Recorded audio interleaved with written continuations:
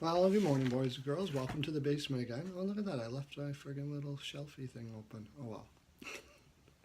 I got a letter from Graham Patrick. Graham Patrick. You got two first names, dude.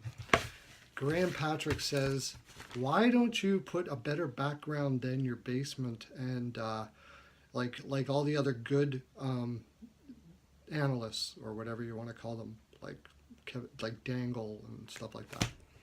Well, sir, because they have memorabilia back there and stuff like that. And if you haven't noticed, I live in a basement, so I'm broke. And the other thing is they understand technology. I barely can understand my phone, so I just do this. I'm probably not going to go anywhere with it, but that's why I don't do it. And it's the basement. You gotta love the basement. If you don't, oh well. Anyways, it's on to. I'm going to continue on my series. I think on each NHL team and what I think they're going to do in the summer. I was just talking to a fellow, I think Vincent. Sorry if I have that wrong, my friend. On my Facebook page, if you want to go there, it's Steve's NHL Pearls of Wisdom. We were talking about the Tampa Bay Lightning and his thing was he wanted them to go after like an Alzner or a person with a shutdown defenseman with NHL experience. And I was kind of on the disagree side of things. And this is why I think that they have, first of all, they have Sergachev, and I don't think people grasped just how good Sergachev is going to be, and soon. I wouldn't doubt at all if he's playing in your top four next year. He is so amazingly good.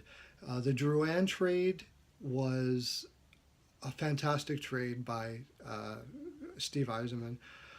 You traded from a position of strength, which is center. And I know he played the wing, but he really was meant to be a center.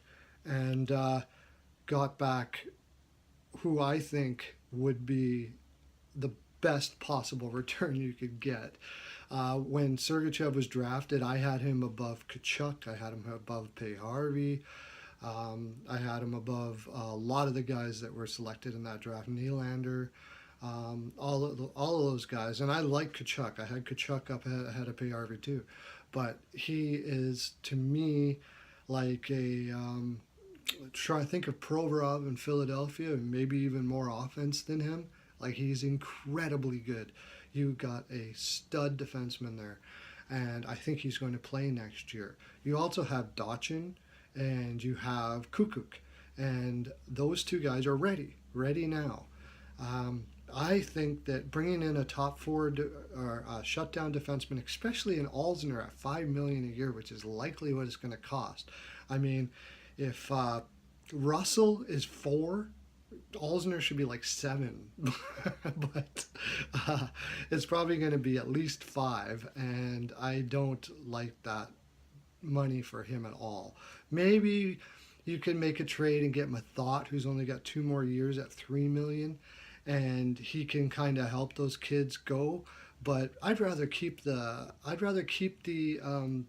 cap room and give Sergachev, Dachin, and Kukuk the go. Just let them go. One of those guys are going to grab it, and if they don't, then you take your cap room that you have at the trade deadline and bring in a guy. You can bring a rental in if you have to, or something like that. And from what I understand, I just saw on the Twitter machine there that that's exactly what Yzerman is looking like he's planning on doing. Wow. If I'm even like close to what Yzerman's doing, I guess I'm doing something right. Besides that, what are they looking at? I don't think you're going to see too much changes with Tampa Bay, really, besides what they've already done. Your forwards, you got your Stamkos, Johnson, Palat, Killorn, you're set pretty much for forwards. You're very, very deep, and with the Sergachev addition and the possibility of adding at the deadline, removing Garrison, which was a very good move because Garrison was on the down. I love Dotchin. I think he's going to be a top four defenseman. You've got a Stanley Cup contender this year. And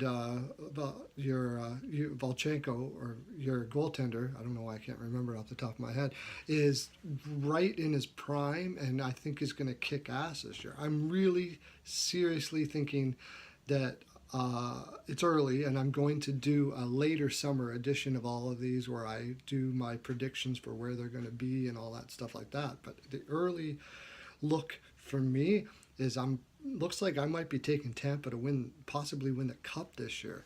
They're that good as long as they can stay away from the injuries they had last year. There was no reason, if they would have had Stamkos for a full season, they would have easily made the playoffs and probably made a pretty good mark in them.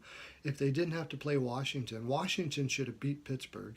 Washington outplayed Pittsburgh and lost. The better team didn't win that. But if they were to have played Pittsburgh, pretty good chance they would have won, and there's a really good chance they would have made it all the way. So you're already a Stanley Cup contender.